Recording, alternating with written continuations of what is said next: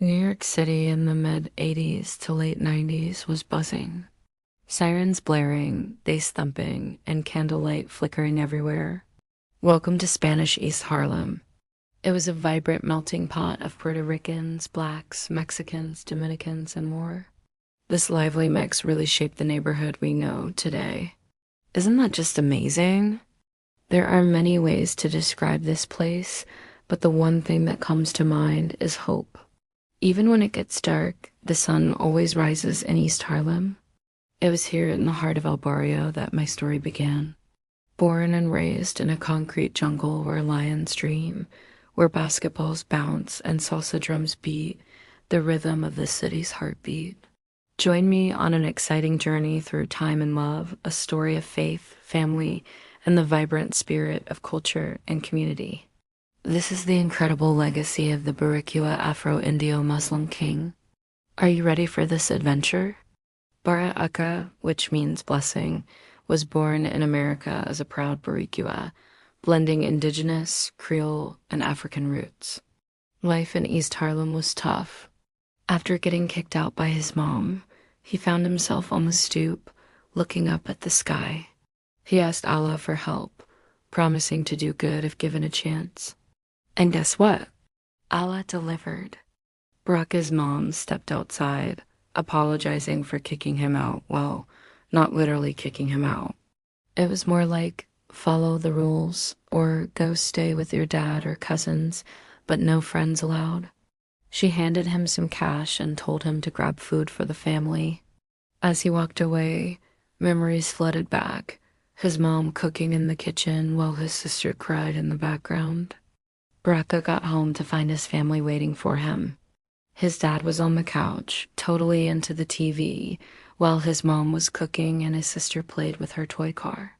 After a warm hug and dinner filled with chatter, he helped clean up and then hit the books, saying a grateful prayer to Allah before bed.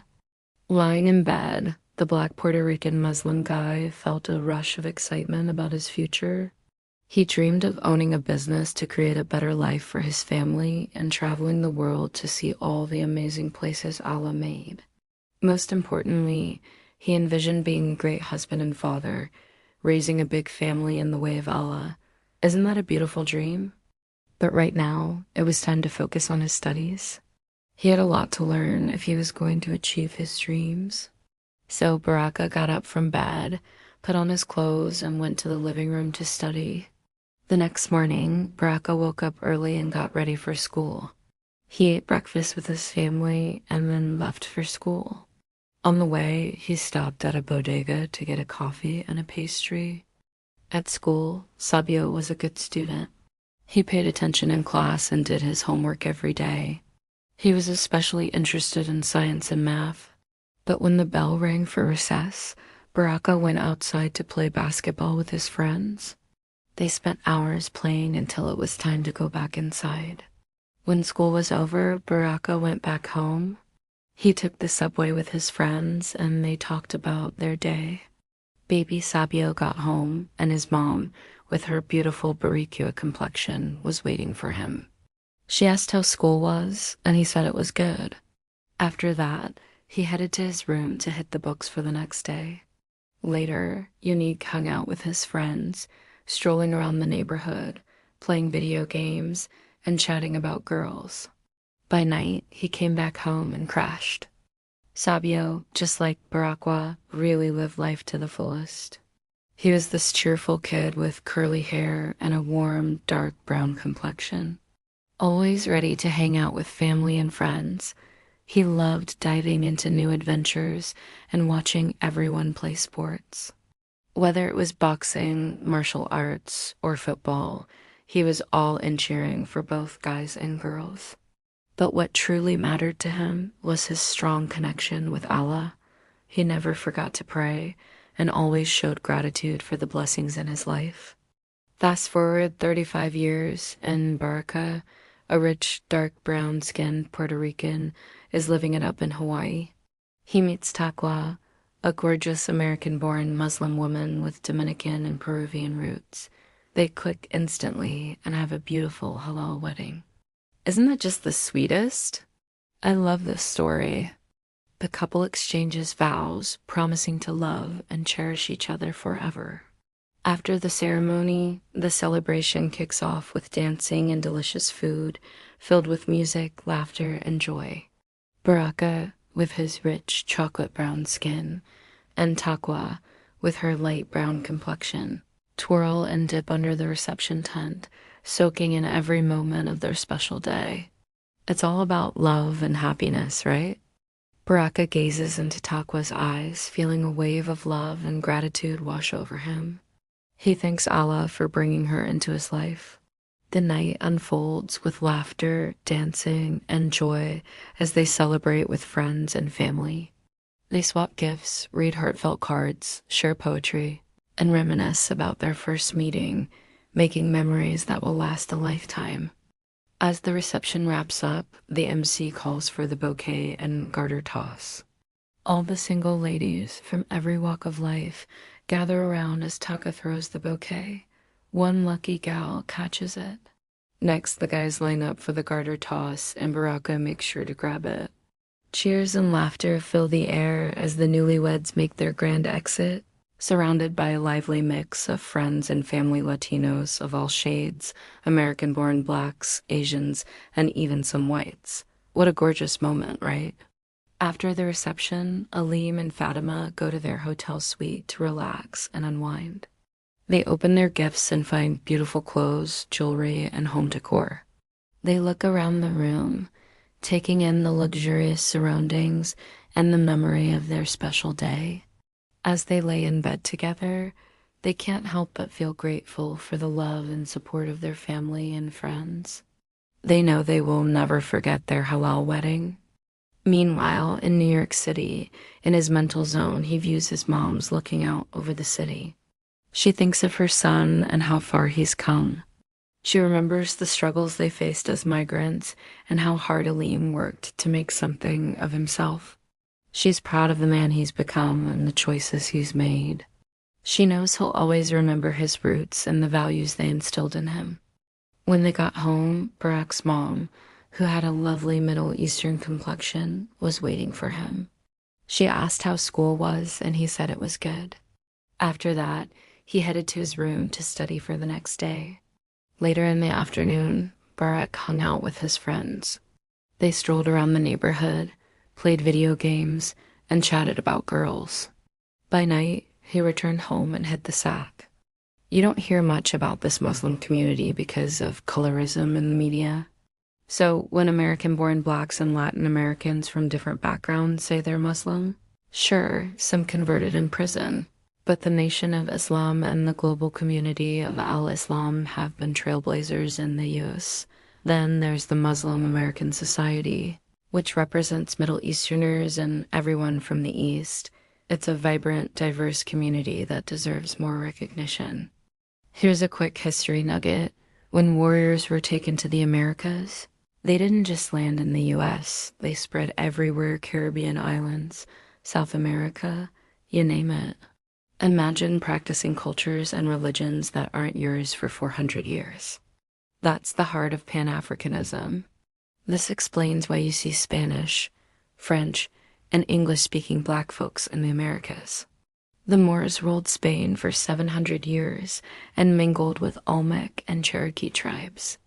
They passed down stories about their ancestors and the struggles they faced, teaching family values, faith, and hard work. Barrett got home to his mom, who was curious about school. He said it was good, then headed to his room to study. Later, he chilled with friends, wandering the neighborhood, gaming, and chatting about girls. By night, he was back home and ready to crash. You don't hear much about American-born Muslims, right? Colorism in media often skips over them, like black and waiting folks. Groups like the Nation of Islam and the Muslim American Society have been trailblazers here. This community is super diverse and totally deserves way more recognition. One day, Sabio, aka Boricua, takes his daughter to the park. As they walk side by side, Sabio thinks about how much his son has grown. He remembers the day when both of his children was born and the overwhelming love he felt. He looks at his son now and sees a kind, intelligent young man. Aleem tells his son about his childhood in New York City. He describes the bustling streets of Harlem and the close-knit community. He talks about his favorite spots, the bodegas, the parks, and the basketball courts. His son listens intently, hanging on every word. At the plaza, Aleem and his daughter plop down on a bench, watching the other kids have a blast. It takes him back to his own childhood, playing handball and football with friends and zipping around on his bike. He can't help but think about how family and faith shaped his life. He tells his son about his parents and how they instilled these values in him. He talks about the struggles they faced as immigrants and how they overcame them together. He emphasizes the importance of staying true to oneself and never giving up on one's dreams. His son nods, taking in his father's words. He realizes that his father's life was vastly different from his own. He can't imagine growing up in a big city like New York, let alone during the 80s. He asks his father more questions, eager to learn about his childhood. The two spend the afternoon talking. They share stories and jokes and laugh together. Boricua realizes that his son is not just a kid anymore, but a young man with a bright future ahead of him. He knows that his son will face challenges, but he also knows that he has the strength and resilience to overcome them. As the sun begins to set, Boricua and his son head home. They say their prayers together, and Boricua gives his son a piece of advice. He tells him to always remember where he came from and to never forget his roots. He also reminds him to stay connected to his faith and to always strive to be a good person. His son promises to take his father's words to heart. He knows that his father's guidance has shaped him into the man he is today. As he goes to his room, he thinks about his father's stories and the life they've built together. He feels grateful for his father's sacrifices and the love they share. One evening, Boricua and his family were chilling in the living room when the power suddenly went out. Candles flickered and they huddled together, sharing stories and laughter. Sabra, the curious eldest, asked tons of questions while little Fatima danced and sang, filling the room with joy. Sensing his daughter's curiosity about their faith, Boricua began to tell them stories about prophets from the past. He spoke of their courage, kindness, and unwavering faith in Allah. Using simple language and engaging stories, he explained the core teachings of Islam, emphasizing the importance of family, compassion, and helping those in need. As the night wore on, the power remained off, but the family felt closer than ever before. The darkness had brought them together in a way that nothing else could. When the lights finally came back on, the family looked around the room at each other with a newfound appreciation for the moments they had shared. Years passed, and Boricua's children grew up embracing their faith and heritage.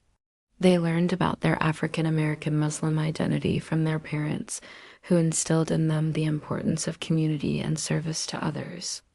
As they got older, they participated in activities at the local mosque, where they made lifelong friends and learned about their religion.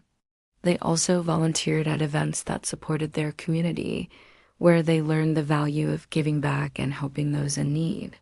Through their involvement in the community, Boricua's children gained a sense of belonging and purpose. They felt proud of their heritage and excited to share it with others. Now, fast forward to present day, Aleem's son but daughter is just starting to grow, are all grown up. They still live in the same neighborhood and often get together with their families. The community they've built is a testament to the values their father instilled in them. One day, Boricua's son decided to follow in his father's footsteps and marry a practicing Muslim woman. He met a kind and intelligent woman named Amina at the local mosque.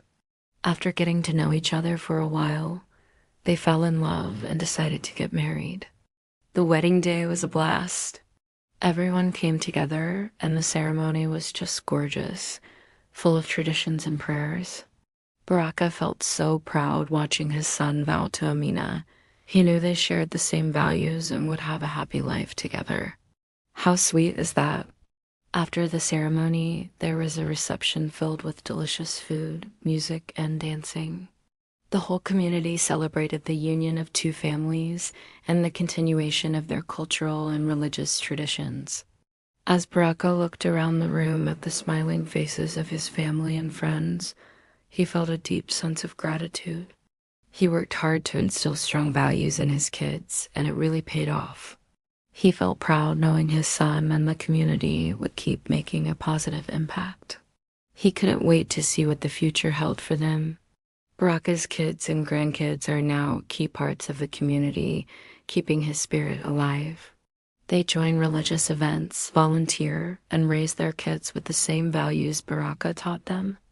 Every year on the anniversary of Baraka's passing, his family and friends gather in the park where Baraka used to take his son to talk about his life and the impact he had on them. They remember his kindness, generosity, and unwavering faith, and they strive to live their lives in a way that would make him proud.